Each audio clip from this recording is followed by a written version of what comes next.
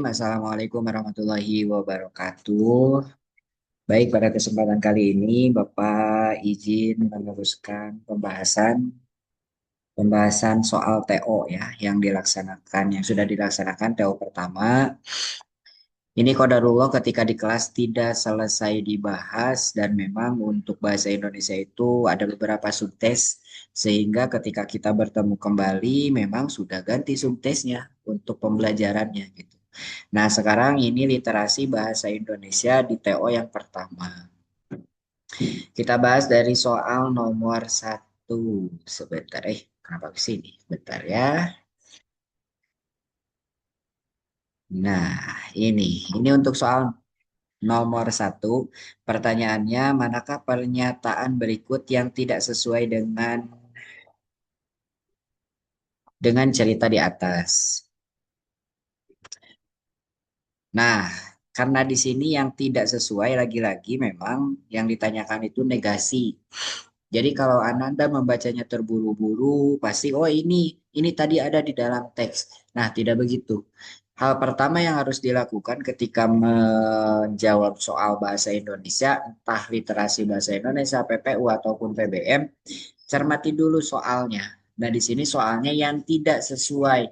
Artinya yang tidak ada di dalam teksnya. Nah, untuk soal nomor satu ini jawabannya yaitu D ya. Semua siswa di sekolahnya diwajibkan mengetahui kesenian daerah asal mereka. Kenapa salah yang ini? Karena memang di teks yang ini, yang diwajibkan itu ini nih. Yang diwajibkan adalah menampilkan. Jadi menampilkannya yang wajib, bukan mengetahuinya. Kalau di sini mengetahui, diwajibkan mengetahui. Sehingga itu keliru. Gitu ya. Nah, maka itu jawabannya tidak tepat nih. Gimana ya? Set menampilkan kalau ini di sininya mengetahui gitu. Itu untuk soal nomor satu. Kemudian untuk soal nomor dua, hmm, nomor dua ini yang ditanyakan adalah makna tersirat. Makna tersirat. Makna tersirat artinya ada pemaknaan yang lain. Kita telah belajar yang namanya makna konotatif dan makna denotatif. Gitu.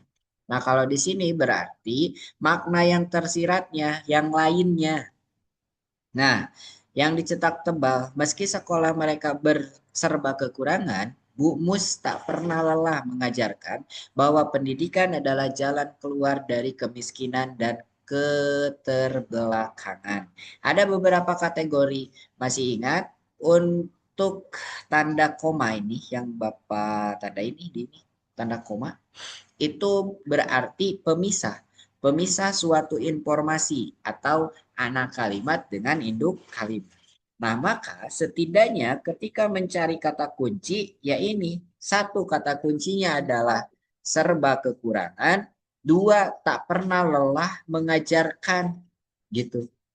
Nah, maka mana kalimat yang paling tepat dari A, B, C, D, dan E? Maka jawaban yang paling tepat itu adalah D.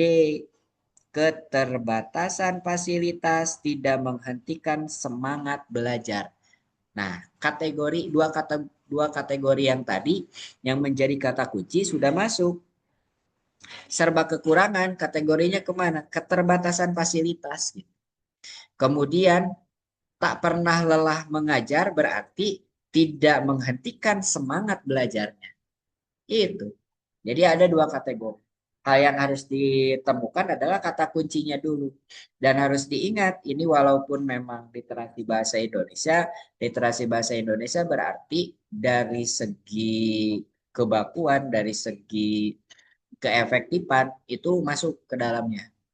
Nah, ini tanda kata kuncinya serba kekurangan dan tak pernah lelah mengajarkan. Ditandai dengan tanda koma. Tanda koma di sana untuk memisahkan antara induk kalimat dengan anak kalimat atau satu informasi dengan informasi yang lainnya. Itu untuk soal nomor 2. Kemudian untuk soal nomor 3, nah ini soal nomor 3. Unsur penokohan dalam petikan cerita di atas terdapat dalam kalimat. Penokohan itu berarti watak, yang memunculkan wataknya, yang memunculkan sifatnya. Yang mana? Nah, maka unsur penokohannya itu ada di kalimat 5. Itu pesan pendek dari Bahtiar Tamrin, seorang kenalan lamanya yang sehari-hari terlihat di pasar loak dan gemar membagikan kartu nama. Gemar memberikan kartu nama itu adalah unsur dari sifat atau penokohannya. Gitu. Jadi ingat ya, penokohan ini bukan artinya tokoh, yang ada tokohnya bukan. Nah, di sini ada soal kecohan atau jawaban kecohan. Jawaban kecohannya itu adalah di nomor 4. Saya pergi dulu, nanti Hasan yang mengurus itu. Nah, itu di sana ada dialog, tetapi bukan itu. Itu bukan unsur penokohan. Unsur penokohan itu harus memunculkan yang namanya watak dari si tokohnya tersebut. Gitu. Jadi nomor 3 jawabannya E. Kemudian kita beralih ke nomor 4. Di nomor 4 ini ada wacana ya. Ada 3 paragraf. Kemudian nomor 4 pertanyaannya pada paragraf kedua terdapat pernyataan seorang kritikus sering memberikan sesuatu kepada kita pandangan yang sama sekali segar dan baru. Kalimat penjelasan yang sesuai dengan pernyataan di atas adalah, nah ini tinggal menjabarkan dari kutipan bahwa si pernyataan itu berarti seperti apa gitu. Intinya seperti apa dengan kalimat yang lain tentu. Nah, maka jawaban yang paling tepat untuk untuk nomor 4 ini adalah B. Dengan kritik sastra, pembaca bisa mendapat informasi pada karya sastra yang dikritik yang sebelumnya tidak dipahami pembaca. Kenapa seperti itu jawabannya? Jadi, lagi-lagi ini menggunakan kata kunci. Ananda harus paham dulu kata kuncinya. Seorang kritikus sering memberikan sesuatu kepada kita, pandangan yang sama sekali segar dan baru. Memberikan berarti seakan-akan kita tuh belum belum belum diberi gitu. Jadi kita tuh belum punya. Nah, maka jawaban yang paling tepat itu B. Dengan kritik sastra si pembaca itu mendapatkan informasi pada karya sastra yang dikritik yang sebelumnya tidak dipahami si pembaca itu. Yang awalnya yang awalnya tidak tahu menjadi tahu. Ini ada di mana di teksnya harusnya ada ya. Di paragraf 1. Apabila seorang kritikus mungkin dapat menjadikan kita sebagai orang yang turut mengambil bagian perasaan yang luas. Enggak. Nah, ini sering memberikan sesuatu kepada kita di paragraf 2 ya, ini kalimat 1. Pandangan yang sekali segar dan baru. Kritikus mampu menerjemahkan keruwetan yang ada pada karya sastra yang samar-samar dikenal oleh pembaca menjadi nilai yang praktis. Jadi kita berarti seakan-akan ini pusing banget baca teks ini gitu. Tapi dengan adanya kritikus ini, oh ternyata ini pemaknaannya. Nah, jadi linier dengan jawaban yang B. Dengan kritik sastra, si pembaca ini bisa mendapatkan informasi pada karya sastra yang dikritik. Gitu. Itu untuk nomor 4. Nomor 5 yang menjadi topik bacaan di atas. Ini yang ditanyakan adalah topik. Jadi nomor 5 itu topik. Nah, untuk si topik ini artinya tetap kalau ada berbicara yang seperti ini, kemana larinya? Harus dibaca keseluruhan teksnya. Teks itu berbicara mengenai apa? Nah, maka Di sini jawaban yang paling tepat adalah fungsi-fungsi kritik sastra. Kenapa fungsi-fungsi kritik sastra? Karena dengan ini nih, terjawab dengan nomor 4 ya. Dengan adanya si kritik sastra, maka seseorang yang tadi membaca tidak tahu, bisa jadi tahu. Oh, ternyata ini loh hidden games. Yang tersembunyi dari tulisannya tuh ternyata ini gitu. Nah, itu berarti fungsi dari kritik sastra. Kalau pentingnya kritik sastra enggak ada di dalam teksnya. Esensi juga tidak ada, analisis juga tidak, kritik sastra dan problematikanya juga tidak ada. Jadi fungsi dari kritik sastranya. Lihat aja dari pertama juga fungsi utama kritik sastra. Tuh, udah ketahuan di teksnya juga udah bicara di pertamanya fungsi nih, fungsi utama. Berarti ya udah itu mah fungsi-fungsi kritik sastra. Itu jawabannya untuk soal nomor 5. Di nomor 6 ini ada jawaban atau pertanyaan benar salah dari pernyataan. Kalau benar salah dari pernyataan, ya udah ini mah seperti yang kemarin ANBK ya. Eh, kemarin mah apa? TKA. TKA benar salah. Ini jawabannya. Yang pertama, untuk bisa terurai secara sempurna, sampah organik membutuhkan waktu hingga ratusan tahun. Tanpa dibaca juga benar kan ini mah? Ini pengetahuan umum harusnya. Maaf. Ini harusnya pemahaman umum dari kita lah. Kalau kalau si sampah ini nih anorganik itu ratusan tahun. Ini udah pasti betul. Kemudian yang kedua, dalam hal ketahanan panas, sampah organik mudah terbakar sebagaimana sampah anorganik enggak. Organik itu kan basah, makanan-makanan. Jadi enggak salah gitu. Walaupun Bapak belum baca soalnya. Tapi ya sama aja lah ya. Organik tuh juga bisa dibakar namun mengolah sampah tidak dianjurkan karena menghasilkan uap beracun.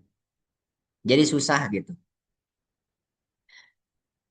Kemudian secara kimiawi sampah organik memiliki laju reaksi lebih lambat daripada sampah anorganik. Ini benar seharusnya. Tapi di mana ya? Memiliki laju reaksi. Di mana coba? Ntar, nggak bisa ke bawah.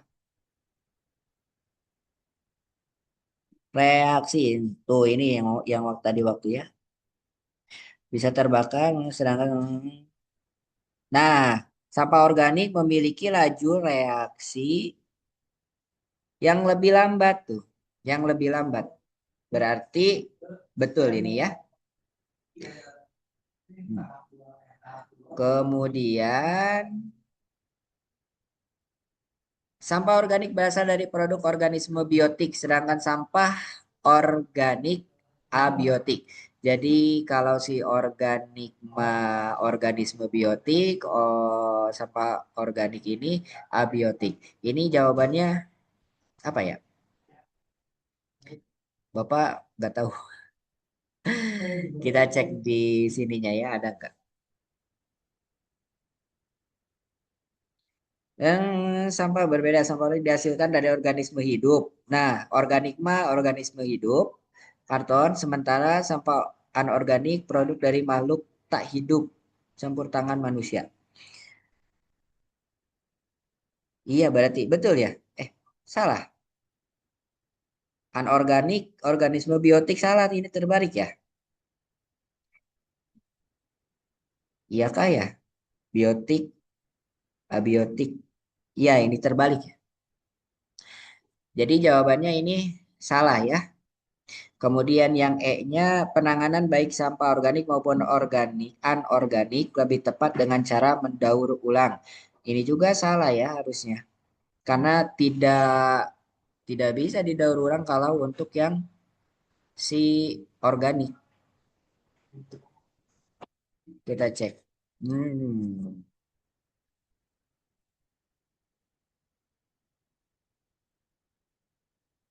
Tuh, selain dapat dibuang.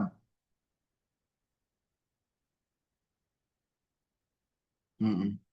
Jadi nomor ini yang salah ya. Panganan baik sampah organik maupun anorganik lebih tepat dengan cara mendaur ulang. Jadi tidak selamanya tepat didaur ulang. Kalau anorganik ya mungkin ya. Organik juga bisa tapi tidak tidak semua gitu. Nah, nomor tujuhnya pernyataan berikut yang merupakan opini penulis yang sesuai dengan bacaan di atas. Jadi tadi ada bacaan, kemudian ada juga eh, opini, masih berkutat dengan fakta opini. Ini kemarin ketika TKA juga mayoritasnya keliru di fakta dan opini ini. Kalau ada soal seperti ini, tentunya harus dibaca si teksnya. Kemudian baru kita sandingkan mana fakta, mana opini. Opini itu berarti pernyataan, pernyataan seseorang. Kalau di sini setelah membaca ya, opini penulis yang sesuai dengan bacaan. Jadi setelah dibaca, opininya sesuai atau tidak. Nah, jawaban yang paling tepat ini untuk nomor 7 itu menganjurkan pengelolaan sampah organik dan anorganik yang dilakukan secara tepat. Jawabannya A. Kenapa jawabannya A? Kalau jawaban yang tadi nomor 6 itu betul semua, sebetulnya terjawab. Karena di sini nih, hal ketahanan panas, kemudian terurai, itu kata kuncinya. Secara kimiawinya seperti apa, anorganik dan organik itu terbuat dari apa, gitu kan. Kemudian penanganannya juga ini ternyata tidak bisa didaur ulang secara keseluruhan. Sehingga jawaban yang paling tepat nomor 7 itu menganjurkan pengelolaan sampah organik dan anorganik yang dilakukan secara tepat. Tidak bisa disamakan. Atau di sini juga selain dapat dibuang melalui TPA, organik juga bisa dibakar. Namun pengelolaan sampah dengan cara dibakar tidak dianjurkan karena bisa menghasilkan asap beracun. Kan gitu. Artinya itu adalah poin-poin utamanya. Menganjurkan pengolahan sampah secara bijak lah, atau secara tepat kalau di sini ya. Kalau yang B mendukung pemahaman tentang adanya perbedaan, enggak. Menyarankan agar pembaca menyadari pentingnya pengelolaan kedua sampah itu kurang tepat. Menolak pengelolaan sampah enggak. Mendukung program penanggulangan dampak itu juga tidak ya. Jadi yang paling tepat itu adalah A.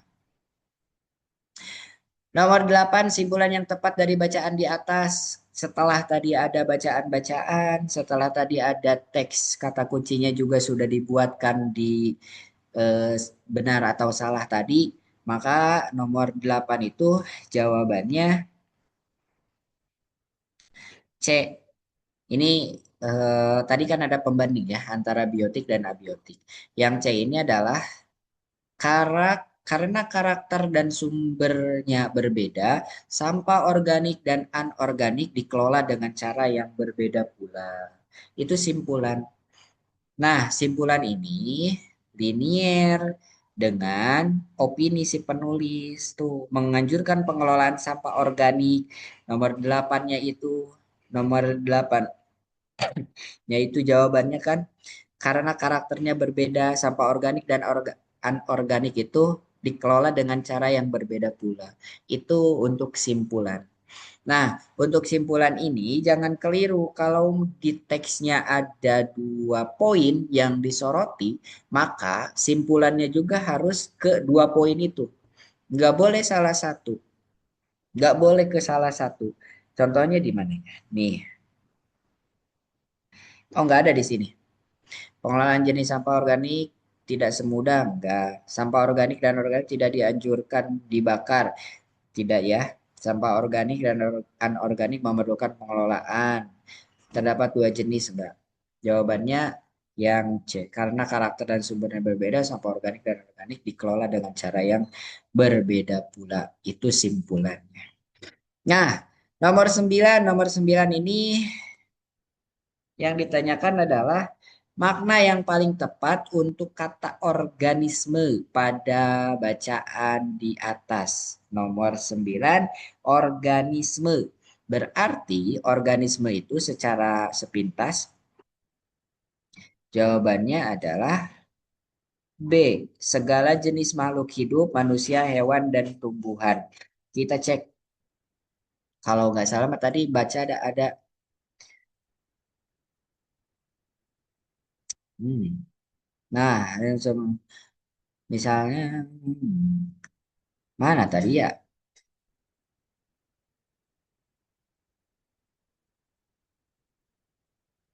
Terbakar, organik, laju reaksi. Eh, Organik dihasilkan dari organisme hidup, sisa makanan, karton, kertas, dan buah-buahan yang membusuk. Tuh, sudah ada kata kuncinya. Jadi, si makna yang paling tepat itu adalah segala jenis makhluk hidup, manusia, hewan, tumbuhan. Tadi kan ada kertas. Kertas kenapa itu organik? Karena memang dibuatnya dari pohon. Pohon yang ditebang kemudian dijadikan kertas. Tapi seharusnya bukan pohon-pohon yang ada di hutan ya. Biasanya untuk kertas itu ada pohon yang ditanam lebih cepat, ditanam lebih cepat tumbuhnya kemudian ditebang, ditanam lagi gitu. Biasanya mah untuk produksi. Nomor 10 yang bukan pernyataan penjelas pada teks bacaan di atas adalah pernyataan nomor 10 ini penjelas yang bukan tapi yang ditanyakan yang bukan penjelas. Jawabannya A. Sampah organik dan anorganik memiliki karakter yang beda. Yang bukan. Jadi bukan.